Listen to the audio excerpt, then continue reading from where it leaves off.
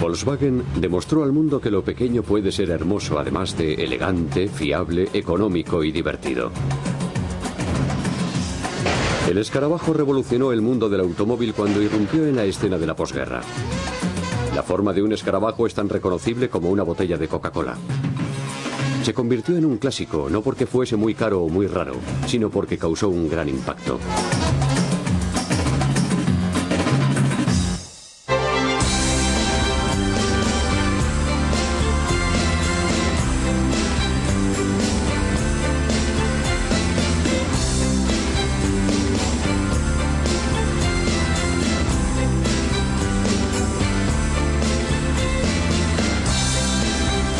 Grandes coches.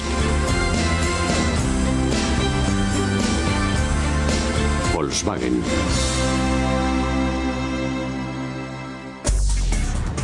Hoy Volkswagen es una de las empresas más grandes del mundo.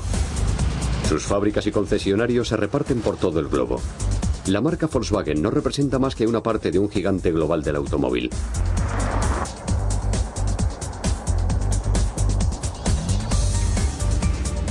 Es el dueño de Audi en Alemania, de Bentley en el Reino Unido, de Lamborghini en Italia y del resucitado Bugatti en Francia. Cuando empezó, nadie podría haberse imaginado que Volkswagen reuniría esta selección de marcas tan asombrosamente diversa. La empresa empezó a formarse en Alemania durante los años 30. Era una época turbulenta, pero los fabricantes de automóviles alemanes demostraban una fortaleza increíble, especialmente en las pistas de carreras. Las filiales alemanas de Ford y General Motors vendían más coches en Alemania que ninguna otra empresa. Pero los dos grupos alemanes, Mercedes-Benz y Auto Union, dominaban las carreras de Grand Prix. Había un hombre que había ayudado a ambos equipos con el diseño y la ingeniería de sus coches. Se llamaba Ferdinand Porsche. Porsche era un ingeniero con una capacidad extraordinaria. Su brillantez no pasó desapercibida al canciller alemán Adolf Hitler. En 1933 le pidió a Porsche que diseñase un Volkswagen o coche del pueblo para los alemanes. Porsche aceptó y empezó a trabajar en lo que se convertiría en un importante proyecto histórico. Admiraba a Henry Ford y conocía el impacto que el Ford T había tenido en Estados Unidos. Cuando estaba desarrollando su modelo, viajó a Detroit y visitó las fábricas de Ford. Presentaban un gran contraste con las fábricas alemanas.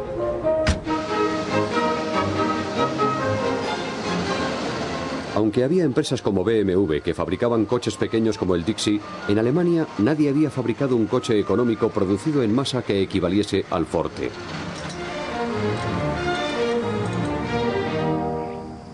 Los alemanes Gottlieb Daimler y Karl Benz ostentaban el título de inventores del coche, pero solo fabricaban automóviles para los ricos. La gente corriente no podía permitirse sus grandes vehículos de lujo y sus máquinas deportivas superveloces. Porsche había sido el responsable de algunos de sus diseños más avanzados. Ahora le habían encargado diseñar el Ford T de Alemania.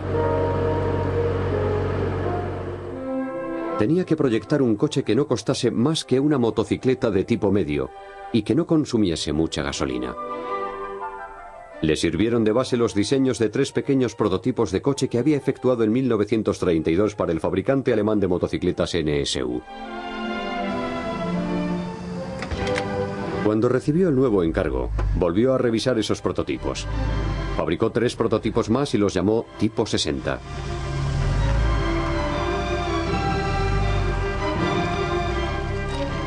Porsche todavía estaba buscando el motor apropiado para estos coches sencillos, ligeros y aerodinámicos.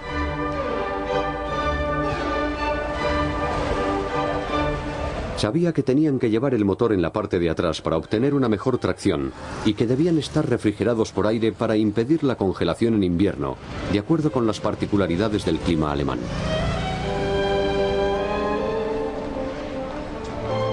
Hacia febrero de 1936, Porsche había diseñado 3 prototipos más.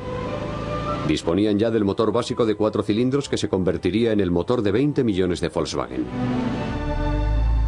Con los prototipos se efectuó una prueba de 48.000 kilómetros a través de los Alpes y de las nuevas autopistas alemanas. El 1 de diciembre se consideró que habían superado la prueba. Pero faltaba más trabajo por realizar antes de comenzar la producción. En 1938 se empezó a construir una fábrica en un pueblo que Hitler bautizó con el orwelliano nombre de Fuerza a través de la alegría, o KdF Stadt. También llamó a los coches KdF Wagen. El resto de la gente los llamaría escarabajos. Mientras se construía la fábrica, Porsche se dedicó a diseñar un coche deportivo llamado Tipo 64. Utilizó muchas piezas de Volkswagen y creó la base del coche que más tarde se convertiría en la marca asociada a su nombre, el Porsche.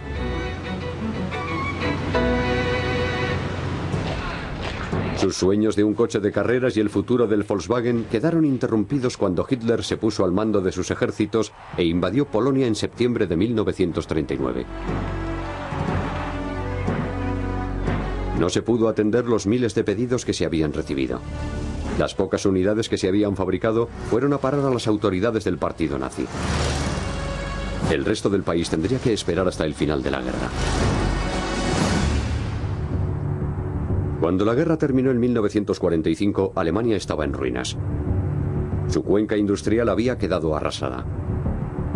Y la fábrica de Volkswagen no había sido la excepción. Las autoridades militares británicas necesitaban medios de transporte y un joven oficial, Ivan Hearst, decidió intentar reconstruir las instalaciones de Volkswagen. De entre las ruinas surgió una fábrica viable y productiva. Con un pedido inicial del ejército británico de 20.000 coches, Hearst puso la fábrica a trabajar a pleno rendimiento. En octubre de 1946 ya había fabricado 10.000 Volkswagen. Enseguida se hizo patente que se trataba de un negocio rentable.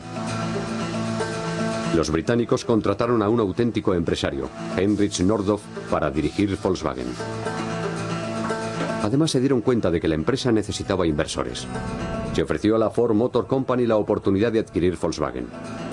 Se dice que Henry Ford II, nieto del hombre al que admiraba Ferdinand Porsche, afirmó: "No creo que lo que nos están ofreciendo valga un comino".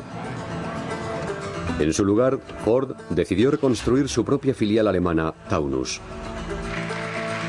Es interesante especular con lo que hubiese ocurrido si Ford se hubiese hecho entonces con Volkswagen.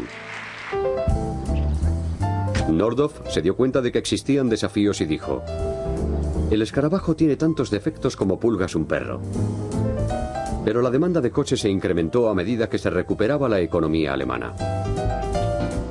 Un Volkswagen nuevo o usado era una buena compra para la gente que necesitaba un medio de transporte básico. A la rápida transformación de posguerra del país se la denominó el milagro económico alemán. Y Volkswagen marchaba a la cabeza de esa recuperación. Hacia 1948, la alta calidad y bajo precio de Volkswagen ya destacaban entre las demás marcas. Nordhoff, al igual que Henry Ford, decidió que solo fabricaría un modelo, pero que lo fabricaría bien y solo efectuaría los cambios de diseño e ingeniería que fuesen necesarios. Nordhoff rechazó la idea de sacar cada año un modelo nuevo. Esa era la tendencia en Estados Unidos, donde se pensaba que los coches eran mejores cuanto más nuevos, llamativos y grandes resultasen. Sin embargo, los cambios eran puramente cosméticos, y bajo la carrocería metálica que se presentaba cada otoño, no se escondía nada nuevo. Detroit se dedicaba a vender más chicha que carne.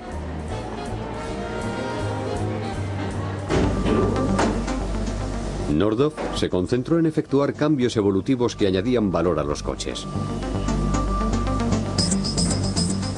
Decía que no quería que le controlase un puñado de publicistas histéricos que trataban de vender a la gente algo que en realidad no quería. Introdujo pequeños cambios a lo largo de los años. En 1949 se rediseñó el carburador y el cuadro de mandos. Se sustituyeron los frenos mecánicos por otros hidráulicos. Se añadieron ventiladores y se reemplazó la ventana trasera doble por otra más grande y única. La transmisión sincronizada facilitó la conducción del coche. Un motor más grande le proporcionó más potencia.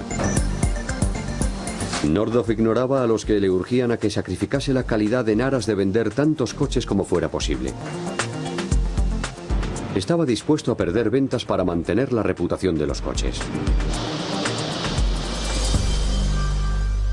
Esta firme estrategia parecía funcionar. La gente compraba sus coches espartanos y resistentes. En 1953 ya se habían fabricado 500.000 Volkswagen. Y ya no se trataba de un fenómeno puramente local. Se exportaban a 86 países. Un país en el que la escarabajomanía tardó en cuajar fue Estados Unidos. Pero Nordhoff estaba decidido a penetrar en el mercado automovilístico más grande del mundo. En Estados Unidos solo se había vendido una cifra minúscula de Volkswagen. Las importaciones las encabezaba un pequeño coche deportivo británico, el MG. Era un deportivo divertido con algunos problemas mecánicos, pero con un cierto encanto. El coche extranjero más de moda en ese momento era el Jaguar. Las ventas a Estados Unidos obligaban a la fábrica británica a trabajar 2 turnos. Incluso así, los clientes tenían que esperar entre 4 y 6 meses para recibir sus pedidos. Muchos estadounidenses ricos aficionados a los automóviles deportivos querían hacerse con un nuevo coche alemán del que habían oído hablar. El Porsche. Utilizando el Porsche como cebo, Nordhoff llegó a un acuerdo con un importador de Nueva York al que garantizaba el acceso a la marca de deportivos y también comercializaba los Volkswagen.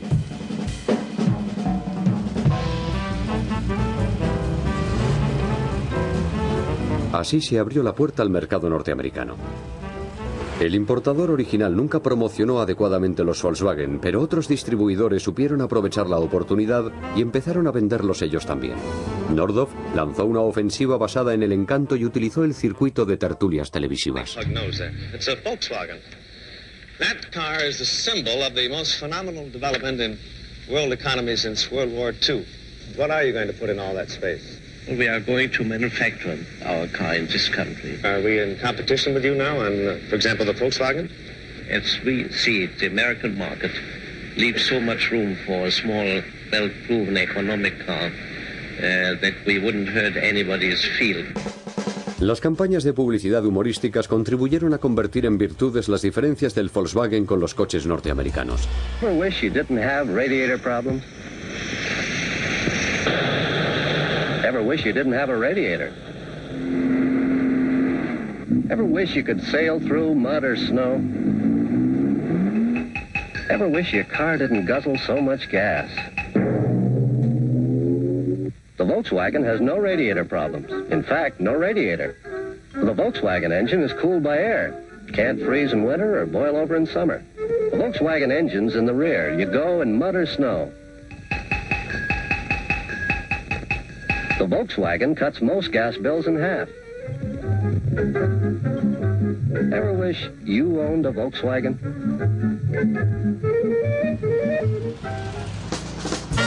El enfoque cómico contribuía además a diluir la aversión a adquirir coches de un enemigo reciente. Hacia 1955 ya había más de 20.000 escarabajos circulando por las carreteras de Estados Unidos. Se empezaron a formar clubes de propietarios y el coche iba camino de convertirse en un objeto de culto. Tenía una especie de atractivo para los ricos extravagantes. Los intelectuales de ambas costas pensaban que el Volkswagen demostraba su desdén hacia la aberrante cultura de masas. Pero en Europa, el Volkswagen era el coche de las masas. Hacia 1955 ya habían salido de la fábrica de Wolfsburg 1 millón de escarabajos. Se producían una media de 1000 unidades diarias. Volkswagen se había convertido en el fabricante de coches más grande de Europa. En 1950, Nordhoff había hecho una excepción en su regla de fabricar un único modelo al fabricar el Transporter. Era una furgoneta versátil en la que los trabajadores podían cargar prácticamente cualquier cosa. Incluso empezó a reemplazar al San Bernardo en las pistas de esquí. Tuvo un gran éxito en todo el mundo. Las furgonetas Volkswagen se hicieron extremadamente populares entre los surfistas escasos de fondos del sur de California y la generación hippie de San Francisco. Las versiones para acampada permitían a las familias llevarse la casa a cuestas. Era una gran forma de viajar con un presupuesto limitado. Y se empezaron a desarrollar más modelos. Volkswagen presentó un coche deportivo, el Karmann Ghia. Algunos lo denominaron el Porsche de los pobres.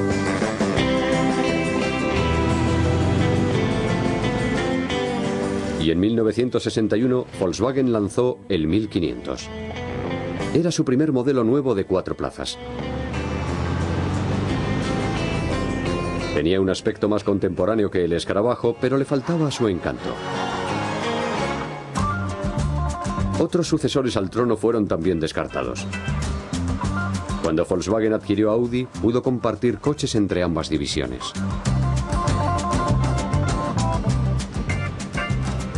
Fue lo que se hizo por primera vez en 1973 con el Passat procedente de Audi.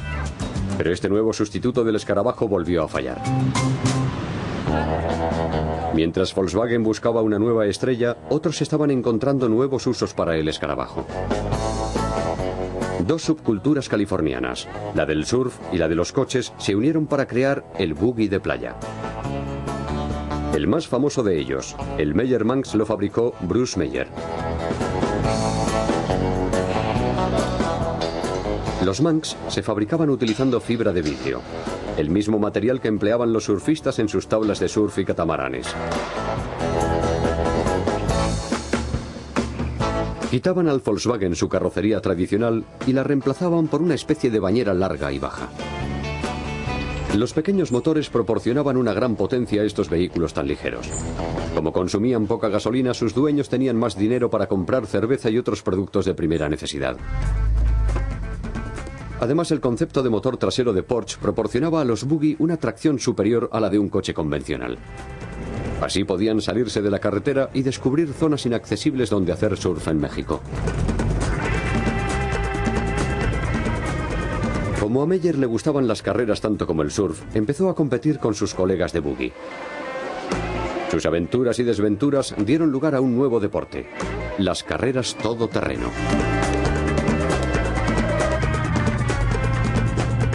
Hacia 1967, la carrera de Baja Mil ya era un acontecimiento anual que atraía a miles de espectadores y coches.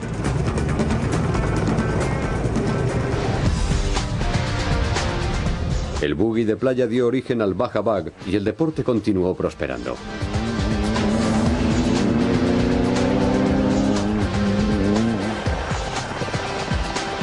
Hoy en día, en esta carrera campo a través participan anualmente más de 200 coches procedentes de todo Estados Unidos y de más de 10 países.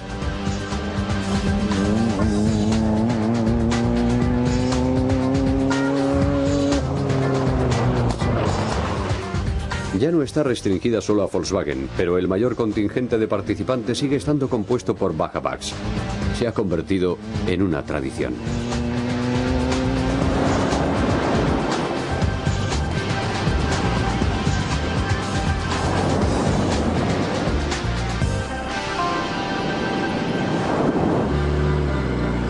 A finales de los años 70, Volkswagen decidió que el Golf podía sustituir al escarabajo.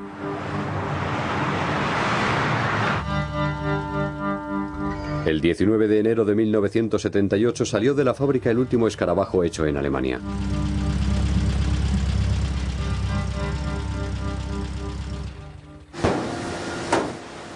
Pero todavía se siguió fabricando en muchos sitios, como en la gran fábrica de Ciudad de México que producía más de 40.000 escarabajos clásicos al año.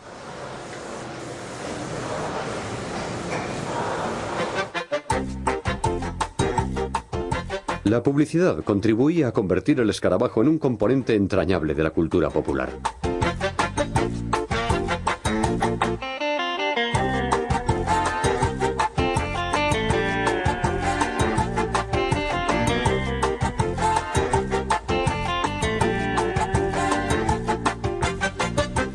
Estos escarabajos espartanos llegaron a ser el Forte de México. Servía de coche de policía, taxi, ambulancia, furgoneta de reparto y vehículo familiar. Su velocidad máxima de 130 km por hora procedía de un motor que se parecía mucho al diseño original de Porsche. En 2003, Volkswagen decidió que por fin había llegado el momento de decir adiós a este venerable icono. Las últimas 3.000 unidades salieron a la calle en una edición especial con colores como este Aquarius azul. El 30 de julio de 2003 salió de la fábrica el último escarabajo. Fue una despedida agridulce. Durante su larga existencia se habían fabricado más de 21,5 millones de unidades. Había superado a su rival más cercano, el Forte, en casi 6 millones de unidades. Flores y mariachis rindieron homenaje al último escarabajo de la historia del automóvil.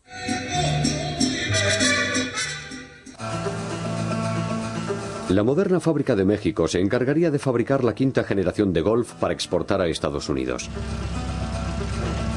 Pero la estrecha relación emocional que los mexicanos sentían por sus escarabajos sería muy difícil de reemplazar.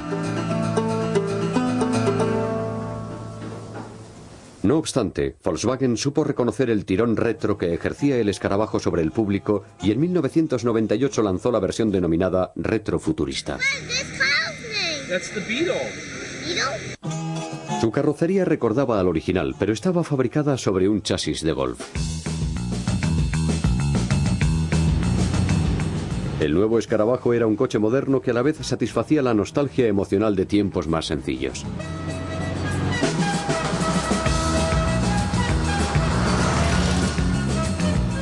Atrajo a los compradores jóvenes de corazón, a los que no les importaba destacar entre la multitud, gente con ganas de divertirse. Ofrecía mucho más lujo y rendimiento que el escarabajo original, pero no dejaba dudas sobre su ascendencia. En 2003 apareció un nuevo escarabajo descapotable. Volkswagen había fabricado sus primeros descapotables en 1949. Mucha gente había tenido su primera ocasión de conducir a cielo abierto en uno de ellos. El nuevo modelo no se parecía nada a su pariente lejano. Era más bajo, la ventana trasera era de cristal y la capota podía subirse y bajarse en 13 segundos apretando un simple botón. Llevaba un motor de 115 o 150 caballos que, unido a una transmisión automática de 6 velocidades, lo convertía en un coche más potente que 4 motores del modelo original combinados. Estaba claro que Volkswagen no era una empresa que adormecía en el pasado. Tenía puestos los ojos en el futuro. Y la historia del escarabajo todoterreno puede formar parte de ese futuro. Inspirada en los Meyer-Manx y los Baja-Bugs, Volkswagen creó el Dune. El concepto en el que se basó es el de un coche de techo abierto que navega por las dunas. Es un escarabajo que puede llevarte más allá de donde termina la carretera. Para aquellos que no podían esperar al escarabajo todoterreno, Volkswagen creó el Touareg, un todoterreno con V8 opcional. Era una combinación de berlina de lujo y todoterreno diseñado para competir contra Land Rover, Lexus y otros todoterrenos de gama alta. Constituía otro indicador de lo lejos que había llegado la empresa que empezó fabricando coches de bajo coste para el pueblo. Las características del Touareg le permitieron participar en el Rally París-Dakar y obtener el premio Motor Tren 2004 al todoterreno del año.